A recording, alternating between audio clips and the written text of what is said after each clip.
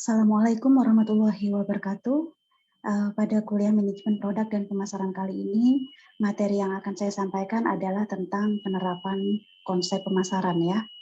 Nah, konsep pemasaran ini itu mengacu pada peningkatan kemampuan suatu perusahaan agar bisa bersaing dan juga bisa memperoleh keuntungan yang maksimal. Nah, agar perusahaan itu dapat sukses mencapai hal tersebut, maka perusahaan itu perlu memperhatikan dan menerapkan konsep-konsep pemasaran. Nah, ada 4 konsep pemasaran yang akan kita pelajari, yaitu yang pertama adalah penerapan konsep pemasaran melalui perencanaan strategis, yang kedua melalui perencanaan taktis, yang ketiga dengan cara membangun kepuasan pelanggan, dan yang keempat dengan cara memantau lingkungan pemasaran. Nah, ini ya, kita mulai dari yang pertama, yaitu melalui perencanaan strategis. Nah, di tengah persaingan bisnis yang ketat, di mana orang-orang itu mulai menjalankan bisnis barunya, baik secara offline ataupun online.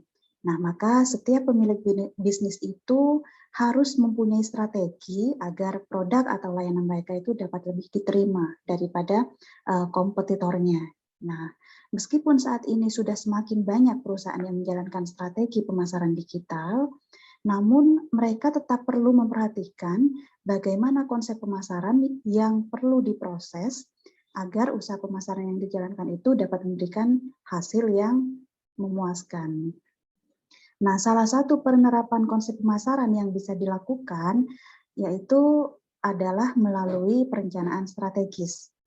Nah, perencanaan strategis yang berorientasi pasar yaitu adalah suatu proses manajerial ya untuk mengembangkan dan menjaga agar tujuan, keahlian, serta sumber daya perusahaan atau organisasi itu sesuai dengan peluang pasar yang terus berubah.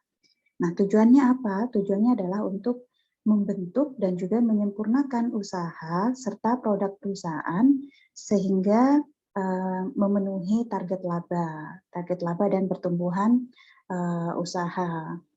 Ya. Nah, gambar di slide ini itu merupakan proses dari perencanaan strategis, di mana sebuah organisasi itu pasti memiliki visi dan misi. Nah, berangkat dari visi dan misi tersebut, lalu dilakukanlah analisa lingkungan eksternal dan internal. Ya. Nah, untuk menganalisis lingkungan eksternal dan internal itu dapat digunakan analisa SWOT. Ya, SWOT itu S-nya itu adalah strength, kekuatan, W-nya itu weakness, kelemahan, O-nya itu opportunities, peluang, dan yang terakhir T-nya itu threats atau ancaman ya. Nah, yang kemudian dari hasil analisa SWOT tersebut itu didapatkan relasi dan juga titik temu antara faktor-faktor strategis di dalam lingkungan internal maupun lingkungan eksternal. Nah, sambil lalu mencari hubungannya dengan visi misi, tujuan, dan juga sasaran perusahaan. Sehingga nantinya akan diperoleh keputusan yang strategis. Nah, diagram ini itu menampilkan matriks 6 kotak. Ya. Dua yang paling atas ini adalah kotak faktor internal, ya, yaitu strength, kekuatan, dan juga weakness, kelemahan. Nah, sedangkan dua kotak yang sebelah kiri ini adalah faktor eksternal, ya. Ada opportunity atau peluang dan ada threats atau ancaman. Nah, di sini itu ada 4 strategi yang tampil dari hasil analisa SWOT tadi. Jadi yang pertama ada strategi SO. Nah, SO ini berarti strength opportunities ya. Jadi di sini adalah menentukan strategi dengan menggunakan kekuatan ya untuk memanfaatkan peluang yang ada. Nah, yang kedua adalah strategi WO. Nah, di WO ini weakness opportunities artinya. Nah, berarti menentukan strategi yang menggunakan kelemahan ya dengan memanfaatkan peluang yang ada. Itu strategi WO. Lalu yang ketiga strategi ST. ST itu strength dan traits. Nah, di sini strategi yang dipakai adalah dengan menggunakan kekuatan ya untuk mengatasi ancaman yang ada. Nah, dan yang terakhir itu adalah strategi WT. WT itu adalah weakness dan threats. Jadi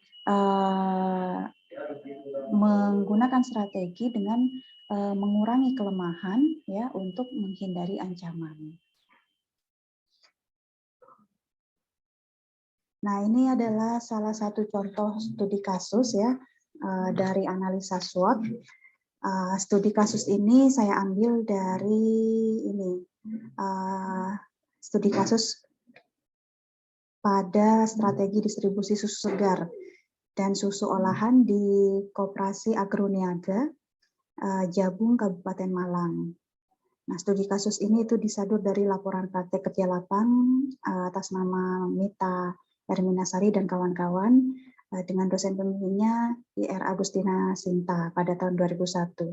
Nah, berdasarkan analisa yang telah dilakukan terhadap lingkungan, baik lingkungan eksternal maupun internal ya, mulai dari kekuatannya, kelemahannya, peluang, dan juga ancaman,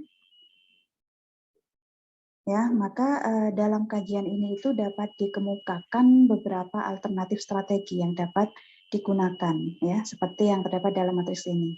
Ada strategi SO, WO, ST, dan WT. Nah, misalkan untuk strategi WO, setelah dilakukan analisis weakness atau kekurangan dan juga peluang WO ya, yang merupakan faktor eksternal, maka diperolehlah suatu strategi WO, yaitu dengan mengambil peluang untuk mengatasi adanya kelemahan.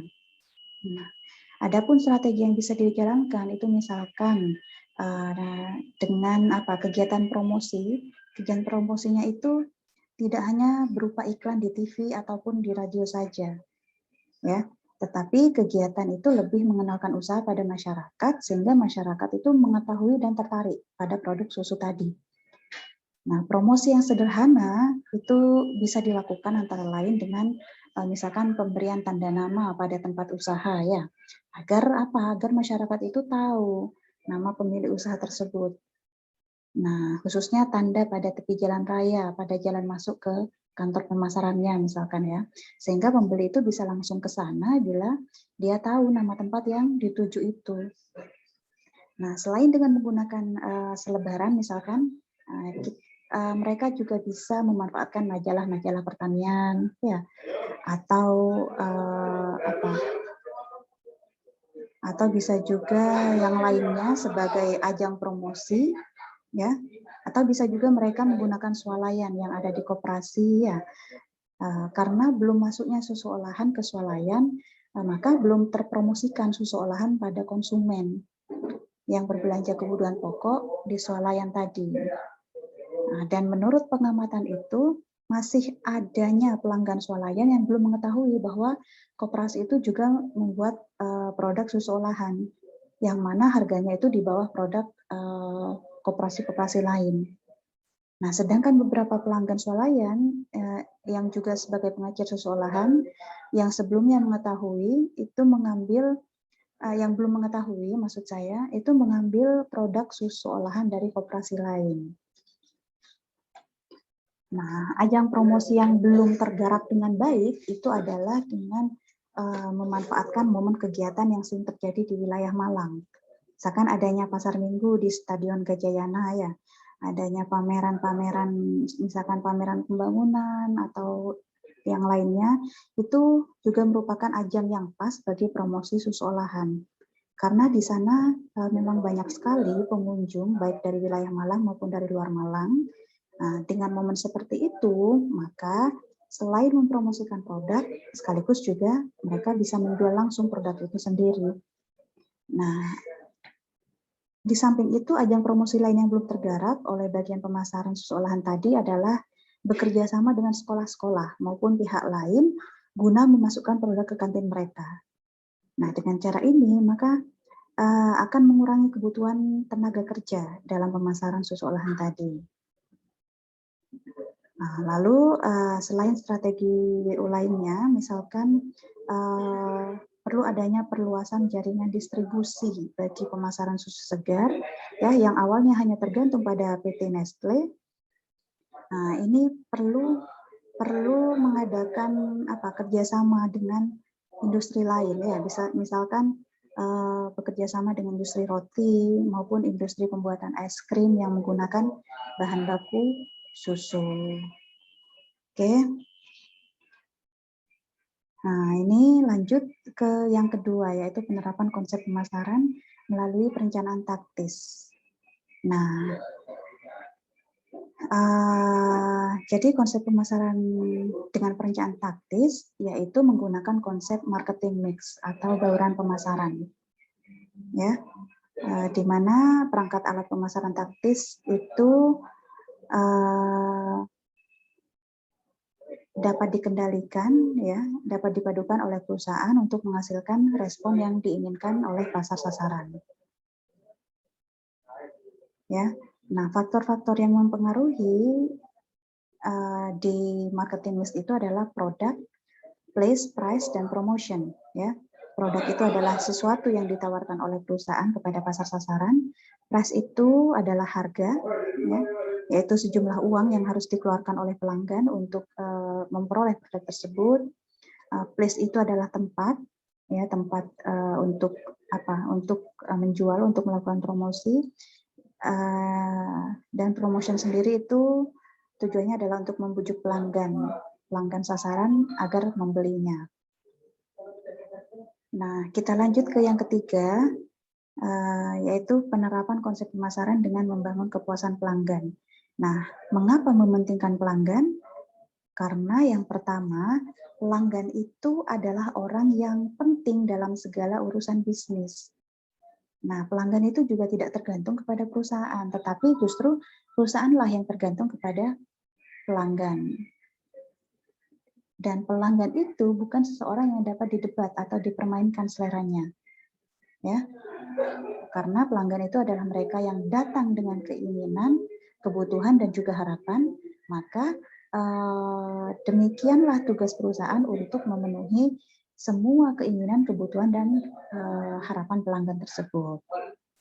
Jadi pelanggan di sini adalah pihak yang bisa memaksimumkan nilai, ya. Nah, justru karena itu para pemasar itu harus menentukan jumlah nilai bagi pelanggan dan jumlah biaya yang ditawarkan setiap pesaing untuk mengetahui bagaimana posisi penawaran mereka sendiri. Kakan lah. Langsung lanjut. Mbok Injong kok marah? Engkau marah, Sol. Lanjut, Sol.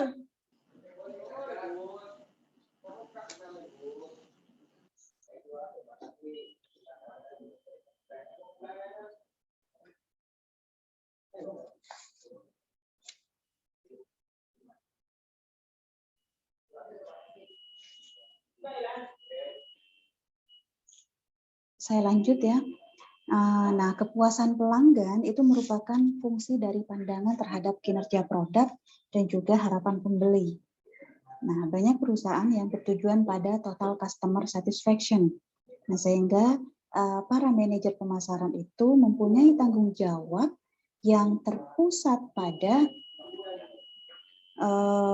kualitas, ya, yaitu mereka itu harus berpartisipasi dalam merumuskan strategi dan juga kebijakan yang dirancang untuk membantu perusahaan agar unggul dalam persaingan melalui keistimewaan kualitas total termasuk kualitas pemasaran.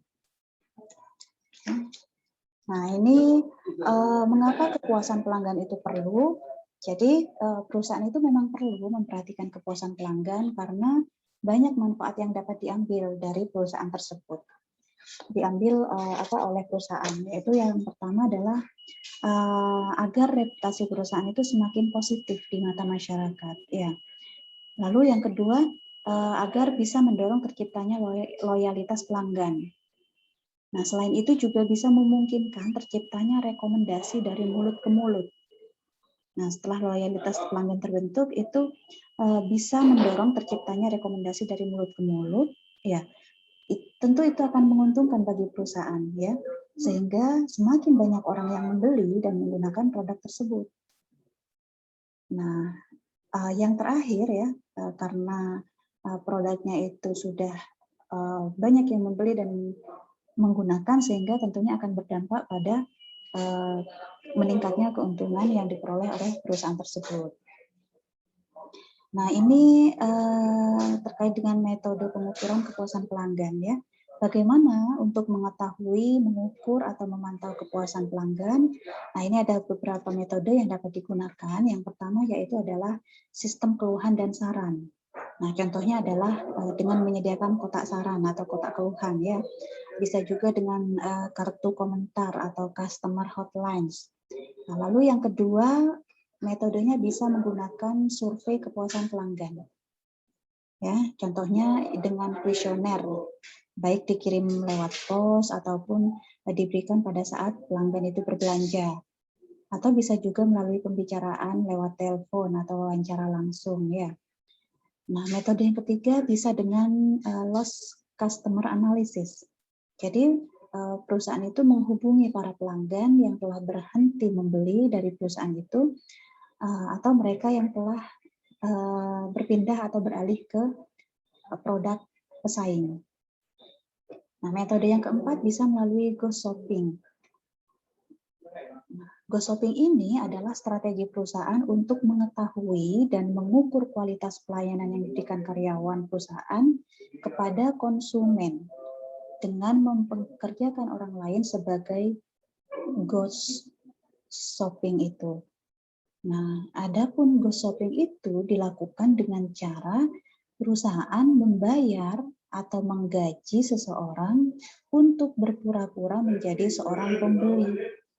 Nah, kemudian orang tersebut memperhatikan, menilai setiap kegiatan ataupun pelayanan yang diberikan oleh karyawan terhadapnya. Ya. Dan juga ghost shopping ini biasanya juga bertanya kepada konsumen-konsumen lain yang merasa kecewa atau dirugikan. Nah, jika terjadi pelayanan yang dirasa kurang baik, maka ghost shopping ini akan mencatat, lalu akan melaporkan kepada perusahaan. Nah, biasanya orang yang ditugaskan menjadi ghost shopping ini itu akan melakukan pengamatan dalam waktu beberapa hari untuk menilai titik kelemahan perusahaan dalam melakukan pelayanan terhadap konsumen. Ya, nanti hasil laporan dari ghost shopping ini itu langsung dapat ditindaklanjuti oleh manajemen untuk dilakukan perbaikan, ya, terutama dalam pelayanan dan kinerja SDM-nya. Nah, berdasarkan penelitian, ghost shopping ini sangat efektif untuk meningkatkan kualitas dalam pelayanan terhadap konsumen. Karena kita bisa mengetahui pelayanan seperti apa yang sebenarnya diinginkan oleh konsumen. Nah, lalu yang kelima ada sales related method. Nah, ini kepuasan pelanggan yang diukur dengan kriteria pertumbuhan penjualan ya dan juga rasio pembelian ulang. Dan yang terakhir bisa dengan metode customer panels. Jadi perusahaan itu akan membentuk panel pelanggan yang nantinya dijadikan sampel secara berkala untuk mengetahui apa yang mereka rasakan dari perusahaan dan juga semua pelayanan-pelayanan yang diberikan oleh perusahaan. Jadi konsep pemasaran yang berorientasi pada kepuasan pelanggan ini itu merupakan filosofi yang mendorong perusahaan untuk mengembangkan produk atau layanan berdasarkan kebutuhan dan preferensi pasar atau pelanggan ya. Oleh sebab itu, strategi yang dijalankan oleh perusahaan itu akan dirancang dan diterapkan oleh perusahaan untuk memenuhi kebutuhan pelanggan, untuk memuaskan kebutuhan pelanggan. Ya, yang bisa menciptakan kondisi di mana kedua belah pihak, baik itu perusahaan ataupun pelanggan, bisa sama-sama merasakan keuntungan. Oke, nah, kita lanjut ke konsep yang keempat, yaitu dengan cara memantau lingkungan pemasaran. Nah, dapat diketahui lingkungan pemasaran itu sendiri, yaitu bagian dari pemasaran yang sangat mempengaruhi kemampuan manajemen pemasaran dalam mengembangkan dan juga memelihara hubungan baik dengan pelanggan. Ya. Nah, di sini ada dua faktor, ya, dua faktor lingkungan. Yang pertama adalah lingkungan mikro, Lingkungan mikro itu adalah kekuatan yang sangat dekat dengan perusahaan ya, yang berpengaruh dalam kemampuan perusahaan ketika melayani pelanggan. Nah, apa saja yang termasuk dalam lingkungan mikro, yaitu perusahaan itu sendiri, pelanggan, terus masyarakat sekitar, dan juga pesaing. Nah, lalu ada lingkungan makro. Lingkungan makro itu adalah kekuatan yang ruang lingkupnya lebih luas, ya, yang juga dapat mempengaruhi lingkungan mikro. Nah, di lingkungan makro ini contohnya adalah demografi ya, seperti usia atau bisa juga jenis kelamin dari segmentasi pasar. Lalu ada juga ekonomi. Ya, ekonomi itu karena pasar itu membutuhkan daya beli dan daya beli itu tergantung pada pendapatan, harga dan lain sebagainya. Nah, lalu ada lingkungan alam yang harus dicermati ya, seperti bagaimana dengan ketersediaan bahan baku, biaya energi yang meningkat, tingkat polusi yang meningkat dan sebagainya. Lalu ada juga teknologi ya. Jadi perubahan teknologi yang semakin cepat itu perlu diamati. Selain itu juga ada lingkungan politik dan hukum. Ya. Jadi perkembangan politik dan hukum itu sangat mempengaruhi dan bahkan juga bisa membatasi ruang gerak perusahaan. Lalu yang terakhir adalah lingkungan sosial budaya. Ya. Nah, apakah semua perusahaan itu menerapkan konsep manajemen pemasaran? Tentu saja iya. Kenapa? Karena konsep manajemen pemasaran itu sangat dibutuhkan untuk semua bidang bisnis. Nah, jika tidak ada konsep manajemen pemasaran, tentu tidak akan ada juga kegiatan marketing yang bisa menjual, menawarkan, ataupun mengenalkan produk suatu perusahaan kepada konsumen. Sehingga jika demikian, maka perusahaan tentu tidak akan menghasilkan keuntungan atau laba. Oke, slide-nya sudah habis. Demikian materi tentang penerapan konsep pemasaran yang dapat saya sampaikan. Jika dari pemaparan saya tadi ada hal yang belum jelas atau ada hal yang ingin ditanyakan, silakan bisa chat by WA, nanti akan saya jawab di sana. Nah, semoga materi yang saya sampaikan tadi bermanfaat, dan insya Allah sampai jumpa di materi kuliah berikutnya. Saya akhiri, wassalamualaikum warahmatullahi wabarakatuh.